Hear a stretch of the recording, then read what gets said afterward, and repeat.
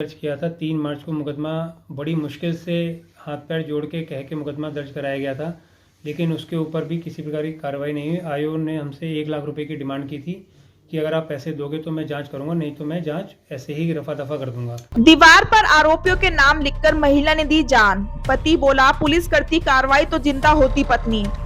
गाजियाबाद के थाना कविनगर के महिंद्रा इनक्लेव के शास्त्री नगर में एक महिला परिवार के साथ रहती थी। महिला का पति प्राइवेट जॉब करता है और इस दंपत्ति का एक 14 साल का बेटा है। शुक्रवार को आरती के बगल वाले कमरे में उसका बेटा पढ़ रहा था। करीब 1 घंटे बाद पास में ही रहने वाली महिला की रिश्तेदार घर आई और रसोई में चाय बनाने लगी। उन्होंने बेटे को मां से चाय के बारे में पूछने के लिए भेजा। बेटा कमरे में गया तो मां फंदे पर लटकी मिली। परिजन ने आनन फानन में आरती को नीचे उतारकर नजदीकी अस्पताल में ले गए, जहां डॉक्टरों ने उसे मृत घोषित कर दिया। इसके बाद पुलिस को मामले की जानकारी दी गई। मौके पर पहुंची पुलिस ने जांच शुरू कर दी है। पुलिस को दी शिकायत के मुताबिक उसी की बिल्डिंग में रहने वाले कुछ लोग उसकी पत्नी के साथ अश्लील हरकत करते थे, गलत तरीके से छूते थे और भद्दे और अश्लील कमेंट किया करते थे। पति का आरोप है कि 3 मार्च 2023 को इस मामले में मुकदमा दर्ज कराया गया था, लेकिन जांच अधिकारियों ने आरोपियों के साथ साठगांठ करके मुकदमा को खत्म कर दिया। महिलाओं ने आरोपियों के नाम दीवार पर लिखे और जान दे दी। स्थानीय लोगों के मुताबिक महिला का पड़ोसियों से अक्सर विवाद होता रहता था। उन्होंने पुलिस के पास कई बार शिकायत भी की। बीते दिनों उन्होंने पड़ोसियों के खिलाफ छेड़छाड़ का केस दर्ज कराया था। पड़ोसी भी प्रार्थना पत्र देते रहते थे। एसीपी अभिषेक श्रीवास्तव का कहना है कि परिजनों की शिकायत पर आत्महत्या के उकसाने के लिए केस दर्ज कर लिया गया है।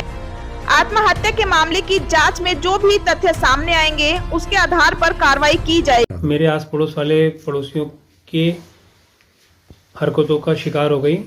वो मेरे पत्नी के साथ अश्लील हरकतें करते थे, बदतमीजियाँ करते थे, फप्तियाँ कसते थे, जिनसे पिछले हम लगभग 2 साल से प्रशासन के साथ अपनी जो भी समस्या है सारी समस्याएं रख रहे थे, लेकिन कोई भी हमें समाधान नहीं मिल रहा था।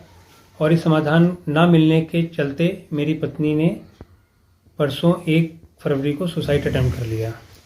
मेरे बेटे और मेरी बहन ने सबसे पहले देखा और उस समय मैं रास्ते में था तो इनका फ़ोन गया कि ऐसा ऐसा हो गया है। 6:30 के आसपास मुझे जानकारी मिली। बिल्कुल परेशान चल रही थी। ये लोग फप्तियाँ कसते थे, गलत शब्दों का इस्तेमाल करते थे, मेरी वाइफ का करैक्टर असैसिनेशन करते थे, जिसकी वजह से वो मानसिक रूप से बहुत ज़्यादा तकलीफ में थी। मुकदमा भी दर्ज किया था। 3 मार्च को मुकदमा बड़ी मुश्किल से हाथ पैर जोड़ के कह के मुकदमा दर्ज कराया गया था, लेकिन उसके ऊपर भी किसी प्रकार की कार्रवाई नहीं हुई। आयोग ने हमसे 1 लाख रुपए की डिमांड की थी कि अगर आप पैसे दोगे तो मैं जांच करूंगा, नहीं तो मैं जांच ऐसे ही रफा दफा कर दूंगा। अभी हमें किसी प्रकार का कोई आश्वासन नहीं दिया गया, कुछ नहीं कहा गया है।